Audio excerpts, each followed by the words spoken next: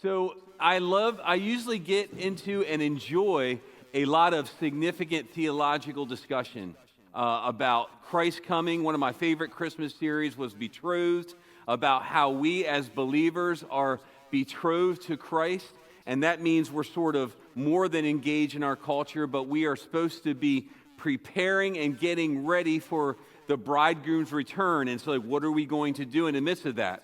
This year, I want to do something very practical, and it's going to be different from that. And it's going to be, I'm sort of guising under from darkness to light, and thinking about when Christ came, there was great darkness on the earth, and he came to bring light, the joy of the world, things we sung about.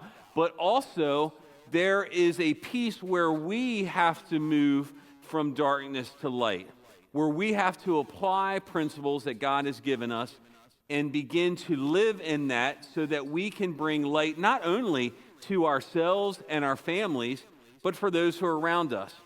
And so we are still in the midst of the Ecclesiastes series, and I'm just going to use 3 verses from last week to carry on into this message. But I want you to look at Ecclesiastes 4:14. For he went, and this is talking about Solomon is speaking here. For he went from prison to the throne, though in his own kingdom he had been poor. So one of the richest, wisest men in the world came, and he was poor in the beginning. I saw all the living who move about under the sun, along with that youth who was to stand in the king's place. There was no end on all of the people, all of whom he led. Yet those who come later will not rejoice in him. Surely this is all vanity and striving after the wind. Solomon was the poorest. He turned to the richest. He had it all. And in the end, he looked and he saw the people striving. He saw all the energy being sort of put into play. And he's like, there is no end to this. It's just chasing after the sun. This week, I'm going to be talking about something that is very, probably applies to us all, but it's something I don't usually do, and I'm going to talk about finances. In our world, there is a ton of issues with finances. And I want to start off from our country's point of view at the top. So if you would put the first slide up here. I will narrow down a little bit. This is our debt clock. If you ever look it up, look up on Google, like the U.S. debt clock. So, I'm training at UPS all week long, so I'm like set in here. And it is a busy clock. Hit the next slide for me. But at the top left, you will see $36 trillion worth of debt. That clock right now is spinning so quickly that every 100 days, we get into $1 trillion more of debt. Now, if you look to the debt per citizen, $106,000 debt per citizen. Debt per taxpayer, there's a difference, $271,000. So if you pay taxes, if we were to pay off our debt, all of us who are taxpayers would have to pay $271,000. Please make checks payable to the payroll department of the United States Treasury. Send it before Christmas. They'll appreciate your gift. But I want to go deeper. To the next slide. And it's a little harder to see. I had to sort of crop it up. But what most people don't know is the amount of debt that really is unfunded liability. So there's a liability in Social Security, and you hear everyone talking about Social Security and Medicare. But there's a liability there that is a number that I can't even begin to go, a Medicare liability. And then there is this massive number, $221 trillion that is unfunded that we have promised to pay. Per citizen, $654,000. So if everyone in this room would gladly and joyfully make a check payable to that, we can set ourselves up for a better future.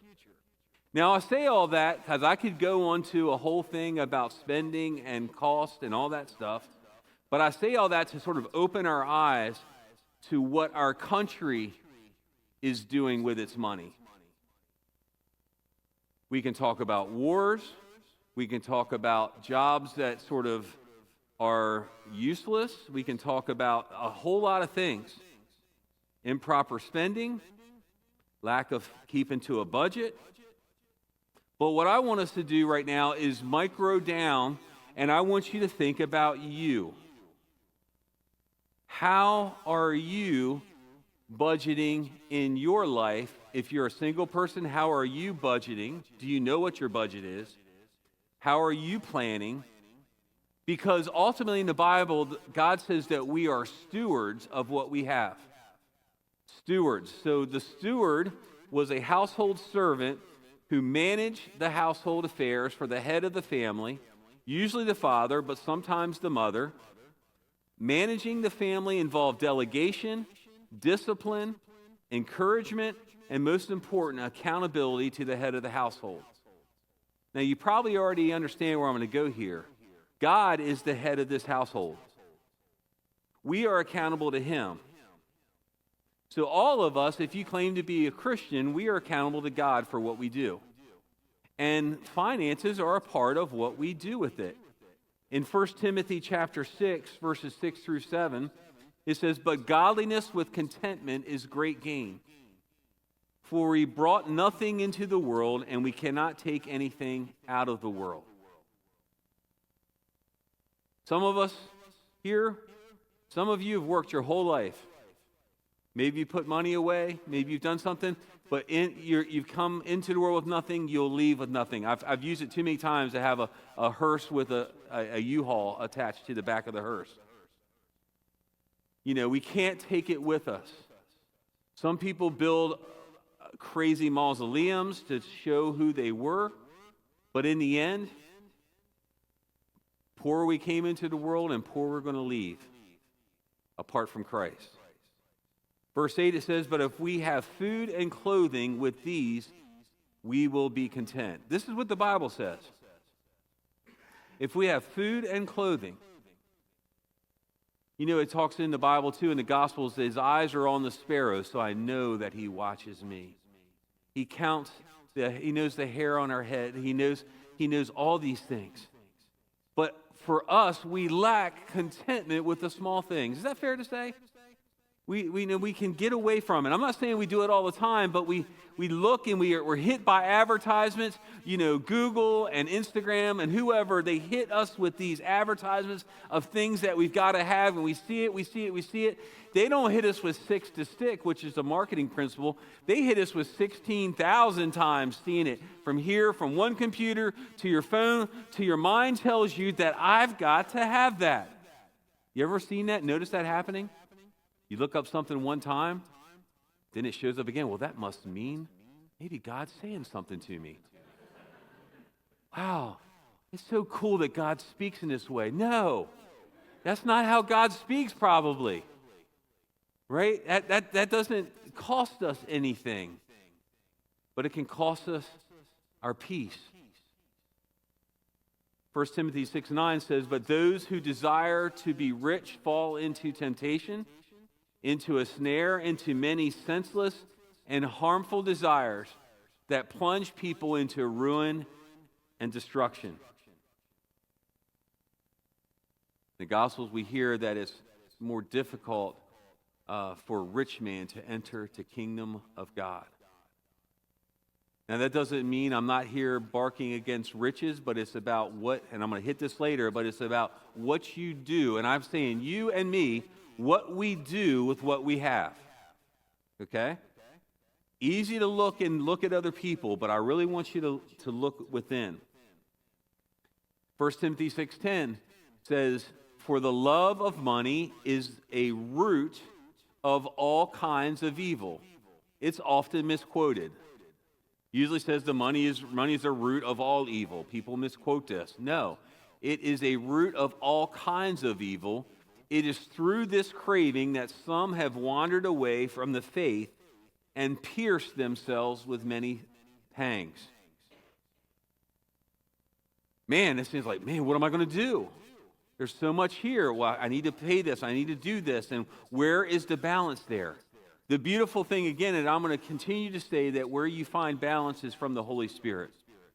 That it's not like what this person does and what that person does. It's what God, through His Spirit and His Word, tells us that we are to do. And when we submit to God's Spirit in that, and He tells you what to do, not Google or anything else or the advertisements, that you do what God calls you to do, that you will find blessing there. Verse 11, but as for you, O man of God, flee these things. Pursue righteousness, godliness, faith, love, steadfastness, and gentleness. So what I did here, I'm just getting real practical. Next slide, please.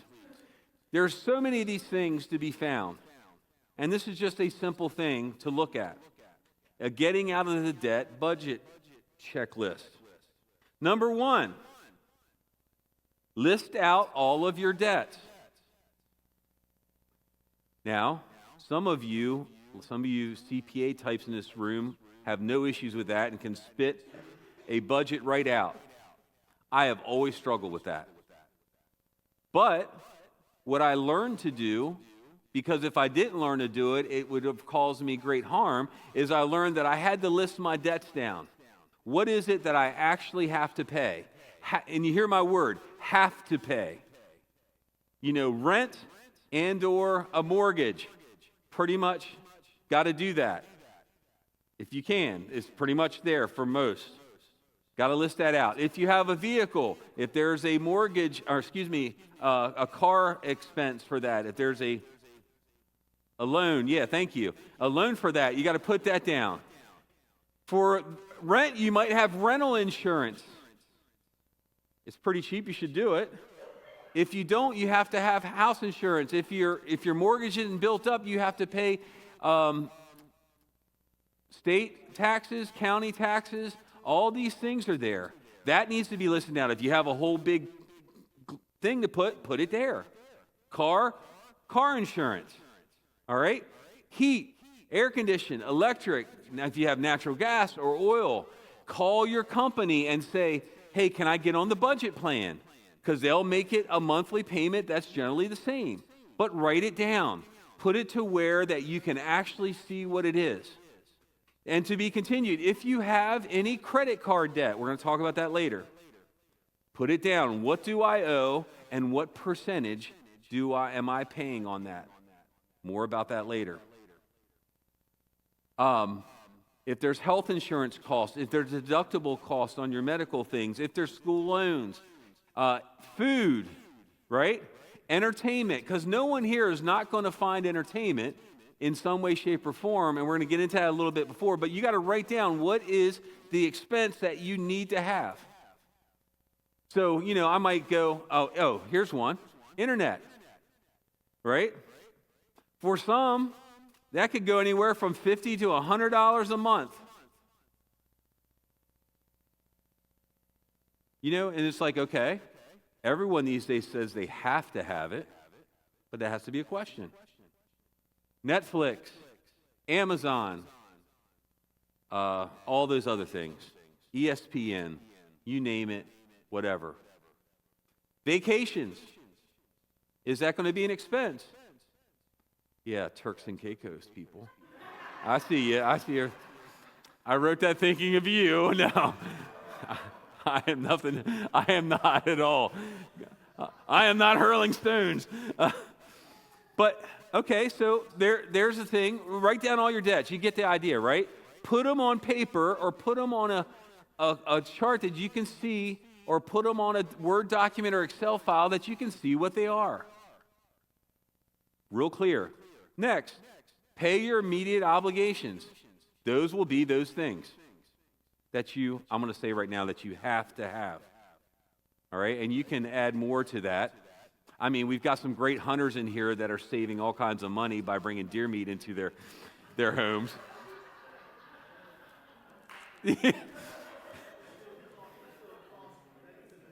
Oh, I'm going to have fun with this.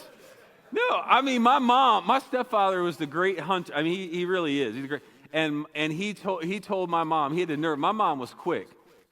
He had the nerve to tell my mom about all the money he saved because he would bring deer, fish, all this stuff into the house.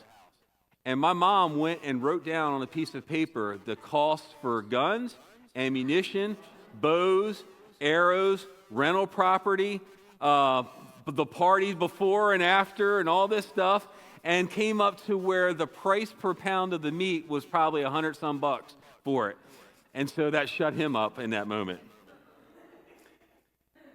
So that goes, I mean, I say that, I'm picking on guys because I'm a hunter too, if I have time. But it's a thing that we think we're doing something, and we can't justify everything. And I'm not talking about hunting there necessarily. But I'm talking about, what subscription plans that you're on, things that you're doing, you have to really look. And next, budget for non-monthly expenses. And lastly, send the leftover to your debt.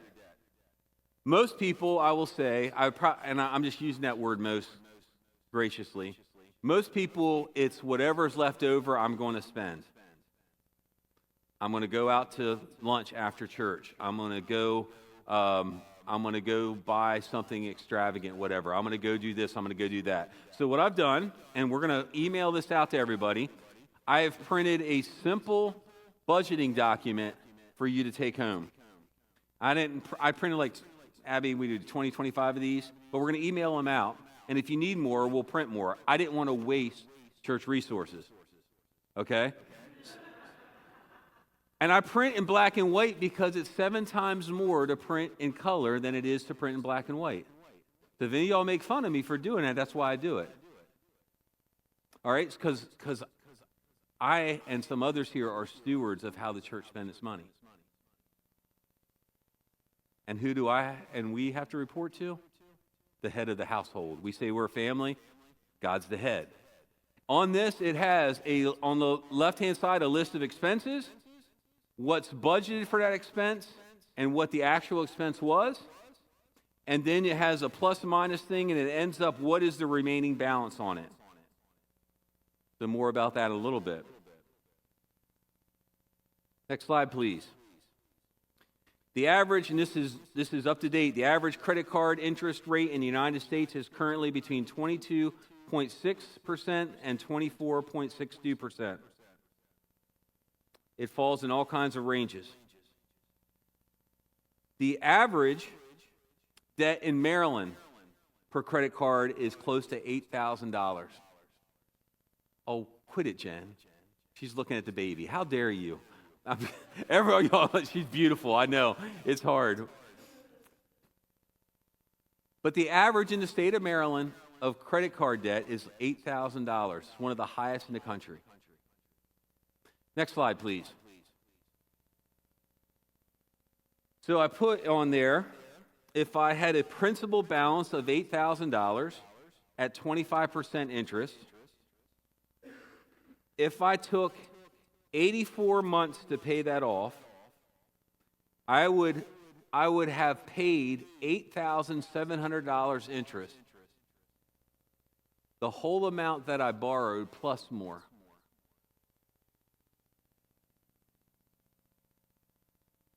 So we give the government a hard time, some of us. But if you look on here, and if we take even, if we pay it off sooner, it's better. But credit card debt is a killer. It is a killer. I had to get to the point where I got rid of credit cards for a season of my life, and I only used a debit card because it came automatically from where? The bank account, right? Because I could not trust myself with remembering how many times I clicked that card, got gas, bought something at a store, did this, and never once was the credit card balance that it said I owed was less than what I thought I owed. It was always more. What? They made a mistake. There is no way. Have you ever done that? They have got to have made a mistake. I'm going to go and look, and I'm, oh. And it's just like you get to that point where it's like, oh. I had some of the older people in this room might remember Larry Burkett. He did this financial guidance thing way back in the day, and he said, take your credit card, put it in a Ziploc, close it tight, put it in a thing of water, and freeze it in Tupperware and put it in your freezer. And if you really need it, you'll go home and you'll pull it out, and it will take you hours, and by that time, if it was an impulse buy, you won't even do it anyway. I had to get rid of credit cards because I could not keep up. Are you hearing this? I had to realize that I could not keep up. I think I'm good with numbers. But I realized that I could not account for what I did. I was not a record keeper. I'm not someone that's going to write down everything. But I knew I couldn't trust, so I got rid of it. It came out, and what that made me do, it made me check out my account balance. All that to say, if you want to come from darkness to light, you might need to start. No, I'm doing it, Jenny. You might need to do it. You might need to start here and realize that I'm a steward of everything that God's given me. That includes my children. That I treat them as not a possession. I treat money as not a possession, but a gift from God that I'm called to nurture and care for. And when we fail to do that, I think if we have $7,000 to $8,000 worth of credit card debt in the state of Maryland as an average, I can tell you from experience that is a lot of pressure, and that is a lot of money getting paid to somebody that really doesn't deserve it. To me, it's somewhat of a theft, but it's legal. But you can change it. You can begin to change it. When I said write these things down and come up with a bottom line, and maybe bring a friend into it. If you have a spouse, bring a spouse that's not just going to side with you. If you got two spending spouses, you might need to go someone else and go, here's what we have. But at the bottom here, then the next thing you can do, and there's stuff online you can do this, is find out what you're paying the most interest rate on and take the extra money instead of going to Olive Garden after church on Sunday. Take that $20, $40, $60 and put it towards the next payment of that credit card to bring that debt down. It is difficult and it is a struggle, but the peace that it brings, it's amazing. So I've said a lot about budget, and I can talk all day about it, and I talk about writing it down, doing it, and how much peace it'll bring you. But it gives you an actual truth of where things stand. The church recently had to go over this budget, and you can't just go pie in the sky with things. You have to go the truth of where it stands.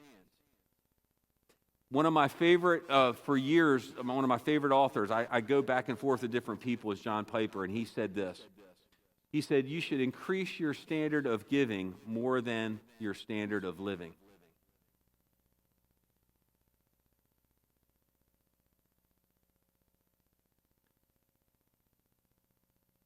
I have been poor enough to where I couldn't pay an oil bill when the kids were young. I know what it's like. You might look in this, go, you have no idea. I've been there. I have felt that stress. And there was an elder who was at this church, I talked to him recently, who said to me and said to a group of people, never discount what God can do if you're obedient to him in the area of giving. And, it's one of those things. This isn't I'm not sitting here trying to force anyone to do anything except for maybe trust God with your finances. So there's 4 ways that you can begin to do that. Number 1, it's a simple but thing that the Bible asks of us is tithing.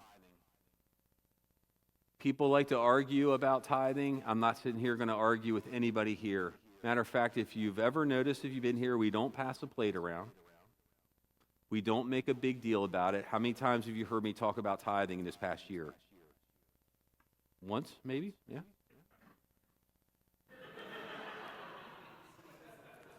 Someone, Vincent, outside of the sanctuary. Okay, I was safe. It's outside of the sanctuary. I get what I get when I get asked for. I ask a question. So, but tithing, it's a principle that's in the Bible. And one of the things when I was really struggling with those areas is like, do I really trust God with my finances? And why am I doing it? Am I doing it from pressure from somebody? I will never do that. I am as stubborn as they come. But if I stand before God and I have to look at Him, then I go, it's sort of like what Abby said in her prayer. God, am I trusting you? Or am I trusting me? I want to say that I desire the peace, this light out of the darkness to come to your families and your person to bring peace so that you can be able to give. And when I talk about giving, it's not all, it's like it has to all come to Oasis, it all has to be that. It's not what I'm saying at all. But so that you're available to give on the side. I am in a beautiful place to see so many people that are here that have given to help other people silently and sacrificially. They don't want it on display. They're not looking for recognition, but I've had that joy of seeing that. But you know who sees it? God does. And I want you to be able to have your finances in place that where you can, instead of increasing your standard of living, that you can increase your standard of giving. Like, hey, I can bless and I can benefit and I can do this. And that begins to leave a legacy about who you are. The second one here is benevolence. And it's a term not everyone knows about. It's a Christianese term. That means I'm benevolently giving to a need from somewhere. So we have an actual fund that goes to a line item in the budget that if there is a need that we determine is valid and credible, that we try to help out. We don't have a lot of money in that anymore. It's been used down. But we have a benevolent fund. If you want to give directly to help someone that's in need, you can give to that fund. The next one, these are no particular order. The well project back there. I was hoping Art was here. I'm having some help now with taking some of the pressure off of the different things, and Matt and others are just helping me do some of the things and organize some of the things. But we have things in the well that need to be done that are happening, and I'm happy about that. But there's still more funding that needs to be there. And last, where I'm going to stay in the sanctuary here, and even in the rectory. So right now, we have a furnace or boiler or something. It's an oil-fired thing in the rectory that has been giving us trouble for years. And it's still giving us trouble, right? That's going to be something that's going to come up, and that's going to be probably a $10,000 line item. On top of that too, we have electrical issues in the sanctuary that we don't have money. We're working on saving money towards, but we just don't have that to just go, we're going to take care of all the problems. We can't do that. So if you want to give or start giving, I would start with the tithing piece. But, if you want to give above and beyond, if God has blessed you and you can give to one of those funds, I would invite you to do so. Hebrews 13:5 says, keep your life free from the love of money and be content with what you have. For he said, I will never leave you nor forsake you. Godliness with contentment is great gain. I think the only way we can become content is when we stop. One of the ways is when we stop trying to chase after the world and what it says we need next. I don't think any of us here are a part of that enticement. The new and latest thing. I've had this phone for like 4 years, and I get emails every month. Free upgrade on your phone.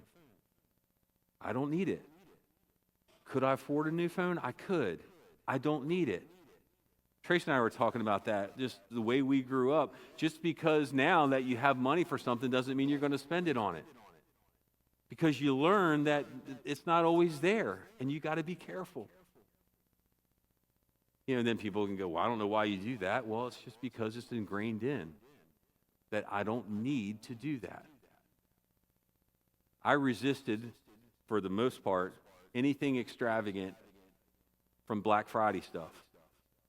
I just sort of discounted. I looked at Amazon a couple times, and I was like, I don't need any of that stuff unless it was very practical. What's coming up on Monday? Cyber Monday. Yeah, Christopher's excited about that. Him and I are going to get hammered after Cyber Monday at UPS. It's coming, right? And snuck in there on Tuesday, I think it's Giving Tuesday, which is there as well. But ultimately, folks, I want there to be light where there's darkness, maybe in your home or in your budget right now. And if you take and you trust God with, and maybe you put down and you say, God, I'm going to trust you with my finances. Here's what I know I have. But God says, give of the first fruits of your life. So maybe, this may be an act of extreme faith, which equals what? Trust. Saying, my number one expense is my tithe. I'm a steward to God, and how am I going to give back? My home, my car, whatever. Here are those things. And God, I want to commit. Maybe you can make this. We talk about coming to communion all the time and remembering. But man, if we can honor God in our finances and have peace and bring light to that situation where there's darkness for some of us, we bring light to it. We say, God, I want to honor you. I want to bring you honor by doing this well. Here's what I will promise you from experience. God will bring you peace and joy. And it might take a year. For some, it might take 4 or 5. But you can get out of the cycle of debt and credit card payments and bad loans if you discipline yourself unto the Lord. Would you want me putting your debt clock up for all to see? Or, said differently, would it be fun to show all of our expenses to everyone? And could we say, yes, I've thought that through, and God said yes to that. There's no judgment here. I hope you don't feel like we're not rattling sabers. There's none of that. Peace. From darkness, light. Let Christ come into that area of your life, and I promise you He'll bless it.